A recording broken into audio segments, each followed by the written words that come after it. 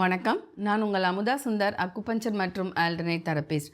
Friends, இன்னைக்கு floating, அதாவது வயிறு பொரும்பல் அப்படிங்கிறது ஒரு பெரிய பிரச்சனையாக இருக்குது எல்லாருக்குமே. ஸோ இப்போ நான் ஏற்கனவே ஒரு வீடியோ போட்டிருக்கேன். பொதுவாகவே உங்களுக்கு இந்த மாதிரி செரிமான பிரச்சனை இருக்கா, ப்ளோட்டிங் இருக்கா, கேஸ் பிரச்சனை இருக்கா அப்படிங்கிறதுக்கு நான் ஆல்ரெடி ஜென்ரலான ஒரு வீடியோ போட்டிருக்கேன். ஆனால் இந்த வீடியோ எப்படி இருக்க போகுதுன்னா, ரொம்ப ஸ்மாலாக, ரொம்ப சின்னதாக டைரக்டான ஒரு ரெமெடி தான். எதற்குன்னு பார்த்தீங்கன்னா, சாப்பிட்ட உடனே இப்போது வயிறு எனக்கு நல்லா இருக்குது, நான் கொஞ்சமாக ஒரு 2 இட்லி தான் சாப்பிட்றேன், இல்லை 1 இட்லி தான் சாப்பிட்றேன், இல்லை அட்லீஸ்ட் ஒரே ஒரு எக்கு தான் சாப்பிட்றேன். இப்படி சாப்பிட்ட உடனே எனக்கு வயிறு பொறுமல் இருக்குது. ஸோ என்னால் அதுக்கப்புறம் அப்படி கல்லுன்னு ஆயிடுது. ரொம்ப நேரத்துக்கு குறைஞ்சது ஒரு ஒரு 2 மணி நேரமாவது எனக்கு அந்த மாதிரி வயிறு பானை மாதிரி ஆயிடுது. அதுக்கப்புறம் 2 மணி நேரத்துக்கு அப்புறம் நல்லா வத்திடுது. அப்புறம் நான் லைட்டாக ஒரு சின்னதாக ஒரு ஸ்நாக், ஈவன் ஒரு கொஞ்சம் பொரிகள் எடுத்து சாப்பிட்டா கூட மறுபடியும் எனக்கு பொம்முன்னு ஆயிடுது வயிறு. அப்படிங்கிற ஒரு பிரச்சனைக்கு தான் சாப்பிட்ட பிறகு ஏன் அந்த மாதிரி வயிறு உடனடியாக அப்படி கல்லுன்னு பாரமாக ஆகுது அப்படிங்கிறதுக்கு ரொம்ப சின்னதாக ஒரு விஷயமும் அதற்குரிய தீர்வு டைரக்ட் ரெமடியும் இருக்க போகுது.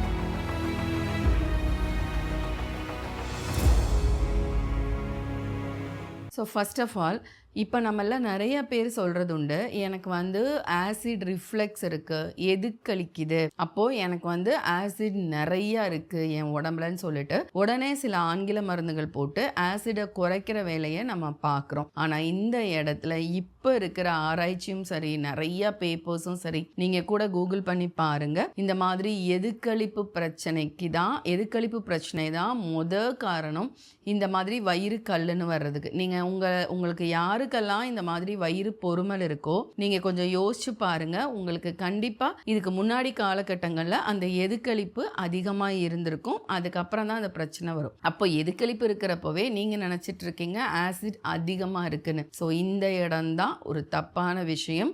ஸோ நம்ம உடம்புல நம்மளுக்கு செரிமானத்துக்கு தேவையான அமிலங்கள் கம்மியாக சுரக்கிறது தான் ஃபஸ்ட்டு ரீசன் அந்த ஆசிட் ரிஃப்ளெக்ஸ்க்கு. அதுக்கும் நம்மக்கிட்ட செப்பரேட் வீடியோ இருக்குது. ஸோ இப்போ அந்த ஆசிட் ரிஃப்ளெக்ஸ்க்கே அதுதான் காரணம்னா, ஃப்ரெண்ட்ஸ், இந்த வயிறு பொறுமலுக்கு முக்கியமான டாப்பில் இருக்கிற ஒரு ஃபஸ்ட்டு காரணம் ரொம்ப லோயராக இருக்கிற ஹைட்ரோக்ளோரிக் ஆசிட் தான், லோ HCl தான் இந்த பிரச்சனைக்கு காரணம். ஸோ ஃபஸ்ட் ஆஃப் ஆல், இந்த செரிமானம் அப்படிங்கிறது என்னன்னா, சிம்பிளாக சொல்லணும்னா, நம்மளோட வாயில் ஆரம்பிக்குது, அடுத்து வயிற்றுக்கு போகுது, இதோட அப்போது வயிறு கனெக்டடாக இருக்குது. அதுக்கப்புறமா லிவர் பித்தம் சுரந்து பித்தத்தை கால் பிளாடரில் போய் வைக்குது. ஸோ அந்த ஒரு கால் பிளாடர் நல்ல விதமாக நம்ம பித்தம் கொடுக்கணும், கொழுப்புகளை உடைக்கிறதுக்கு, ப்ரோட்டீனை உடைக்கிறதுக்கு.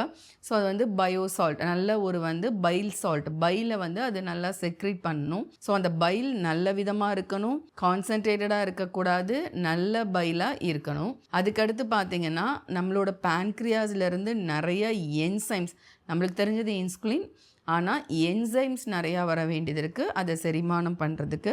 இது எல்லாம் ஒன்றா மிக்ஸ் ஆகி ஃபங்க்ஷன், அதாவது சத்துக்கள்லாம் நல்லா, நம்மளோட உணவுகள்லாம் நல்லா நல்லா கலந்து அது ஒன்றாகி மிக்ஸ் ஆகி போக வேண்டிய இடம் சிறுகுடல். அந்த சிறுகுடலில் இருக்கிற நல்ல பாக்டீரியாக்கள் அதுக்கப்புறமா பார்த்திங்கன்னா பெருங்குடலுக்கு போகணும். பெருங்குடலில் சத்துக்கள் உறிஞ்சப்பட்டு தேவையில்லாத கழிவுகள் வெளியேற்றணும். இதுதான் நம்மளோட டைஜஷனோட மொத்த சைக்கிள். ஸோ அப்போ இதில் என்னென்ன உறுப்புகள்லாம் இன்வால்வ் ஆகிருக்குன்னு இப்போ நான் சொல்லிட்டேன். ஸோ அப்போது ஃபஸ்ட்டு டாப் மோஸ்ட் வயிற்றில் ஹைட்ரோக்ளோரிக் ஆசிட் கம்மியாக சுரக்கிறதுக்கு காரணம் நம்மளோட கால் பிளாடர்லேருந்து நல்ல விதமான குவாலிட்டி பைல் சுரக்காதது ஒரு காரணம்.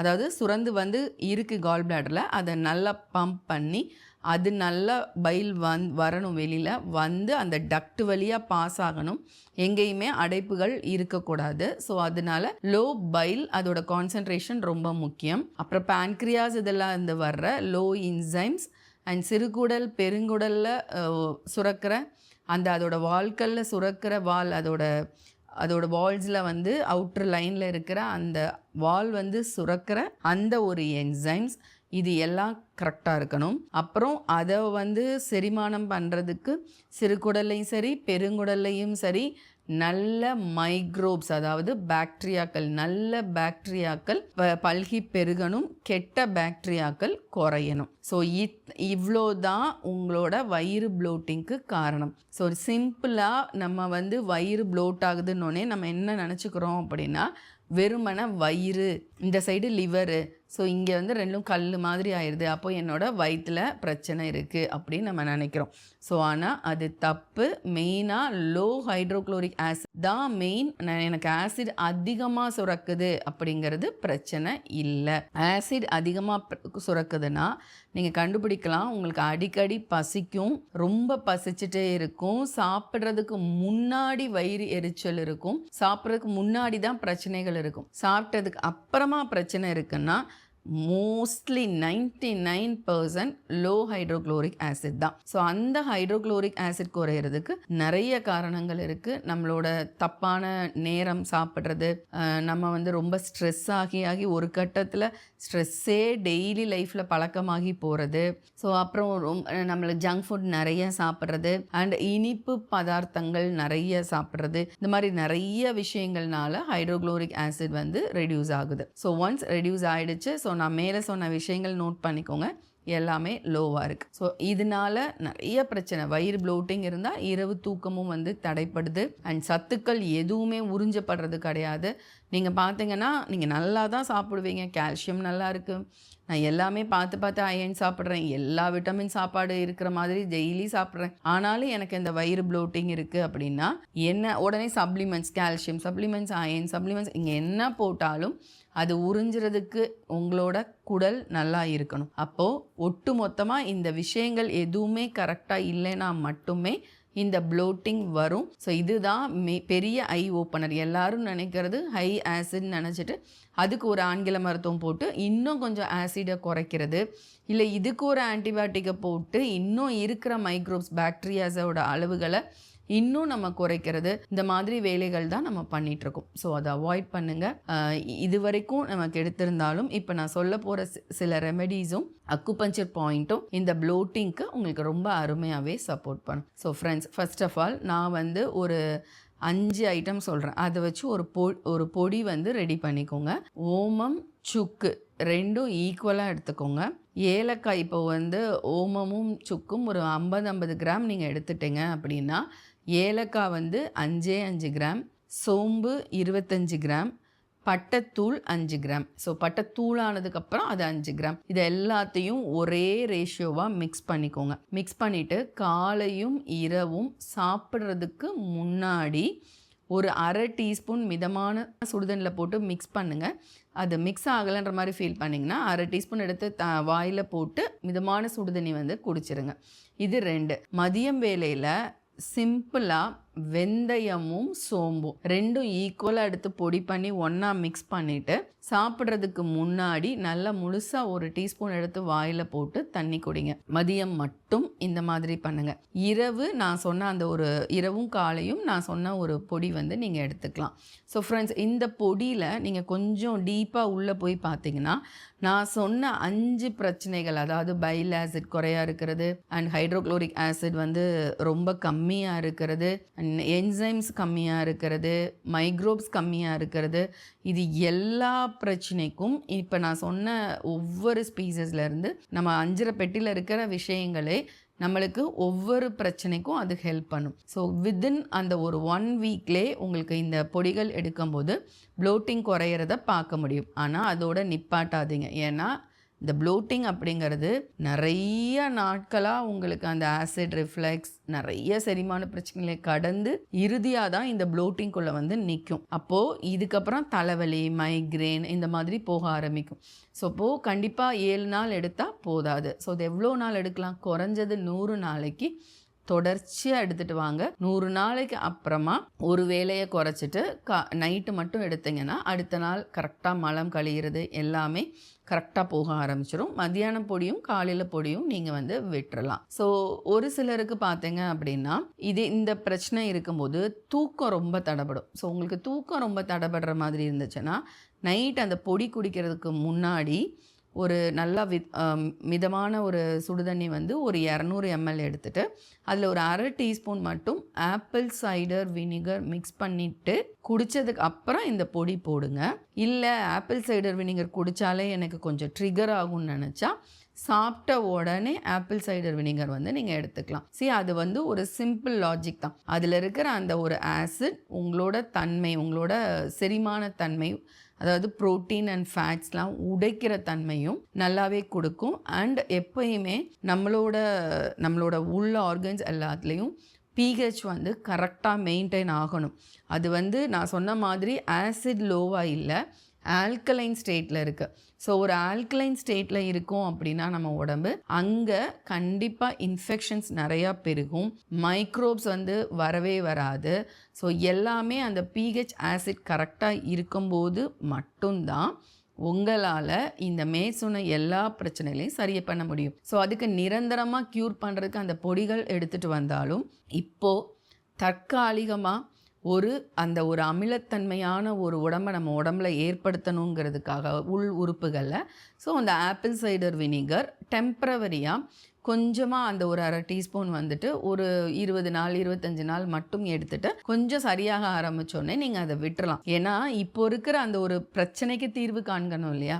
ஏன்னா பொடிகள் வந்து அது உள்ளே போய் சரி பண்ணுற வேலையை பார்த்துட்ருக்கோம். ஸோ அப்போ இது டேக் ஒரு 7 days to 10 days ஆகுது மினிமம் ஆகும். ஆனால் அது வரைக்கும் அந்த ஆப்பிள் சைடர் வினிகர் உங்களுக்கு உள்ள அந்த ஒரு மூட், அந்த ஒரு என்வாரன்மெண்ட்டை, ஒரு ஆசிட் தன்மையை கொடுக்கும்போது நிறைய பிரச்சனைகள், அந்த வயிறு ப்ளோட்டிங் எல்லாமே இது ஒரு நீங்கள் என்ன சொல்லலாம், இப்போ தலைவலிக்கு எப்படி ஒரு பேராசிட்டமல் போடுறீங்களோ அது மாதிரி இப்போ அட் ப்ரெசண்ட் அந்த ஒரு பிரச்சனைக்கு இந்த ஆப்பிள் சைடர் வினிகர் தீர்வாக இருக்கும். இல்லை எனக்கு அது குடிக்க முடியலனா கூட வீட்டில் இருக்கிறதுல ஒரு லெமன் ஒரு 10 சொட்டு புழிஞ்சு கொஞ்சோண்டு சால்ட் போட்டு நீங்கள் இதே மாதிரி சாப்பிட்டதுக்கு அப்புறம் உங்கள் வயிறு ரொம்ப உறுத்துதுன்னா சாப்பிட்டதுக்கு அப்புறம் கூட குடிக்கும்போது அந்த ஒரு ஆசிட் பேஸ் வரும்போது இந்த ப்ளோட்டிங் வந்து தற்காலிகமாக குறைய ஆரம்பிக்கும். அதுக்கப்புறம் கொஞ்சம் கொஞ்சமாக அந்த பொடிகள் எடுத்துகிட்டு வர நல்லாவே அந்த ஒரு ப்ளோட்டிங் பிரச்சனை அண்ட் டைஜஷன் பிரச்சனை, ப்ளோட்டிங் அப்படிங்கிறது ஒரு சிம்டம்ஸ் வெளி காமிக்குது.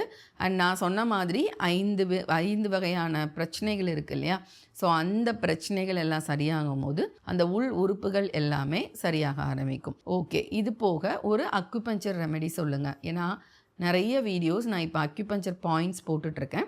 ஸோ அது போடும்போது நல்லாவே ஒரு புள்ளிகள் அமுக்கும் போதே நல்ல ரிசல்ட் இருக்குன்னு சொல்கிறாங்க. ஸோ அது உண்மை, 100% உண்மை. ஸோ அந்த விதத்தில் காலில் இருக்கிற சில அக்குபஞ்சர் புள்ளிகள் நான் சொல்கிறேன்.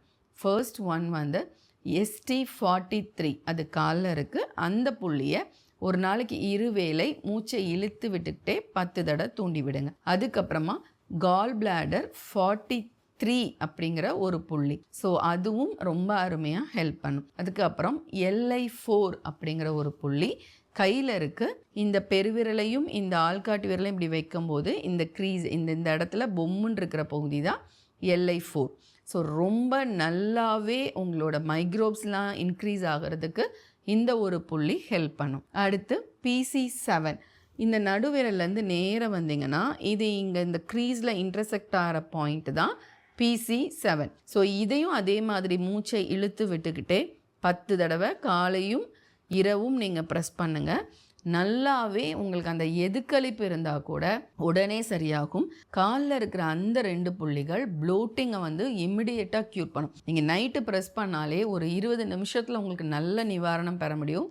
ஒன்று ஏப்பம் வந்துடும், அப்படி இல்லைன்னா உங்களுக்கு மோஷன் போகிற மாதிரி இருக்கும். ஸோ அப்போ நிறைய கழிவுகள் வெளியேற அந்த ப்ளோட்டிங்கும் வந்து சரியாக ஆரம்பிக்கும். ஸோ ஃப்ரெண்ட்ஸ், அப்போது இந்த அக்குபஞ்சர் புள்ளியோட நான் சொன்ன எல்லா ரெமெடிஸ் ஃபாலோ பண்ணுங்கள். மினிமம் ஒரு 28 நாளாவது ஃபாலோ பண்ணிவிட்டு கண்டிப்பாக திருப்பி இந்த வீடியோவுக்கு வாங்க. அந்த கமெண்ட் செக்ஷனில் உங்களோட பிரச்சனைகள் எவ்வளோ தூரம் குறைஞ்சிருக்கு அப்படிங்கிறத எனக்கு கமெண்ட் பண்ணுங்கள். இந்த வீடியோவை உங்கள் ஃப்ரெண்ட்ஸ் அண்ட் ரிலேட்டிவ்ஸ் எல்லாருக்குமே ஷேர் பண்ணுங்கள். மற்றொரு உபயோகமான வீடியோவில் சந்திக்கிறேன். நன்றி, வணக்கம்.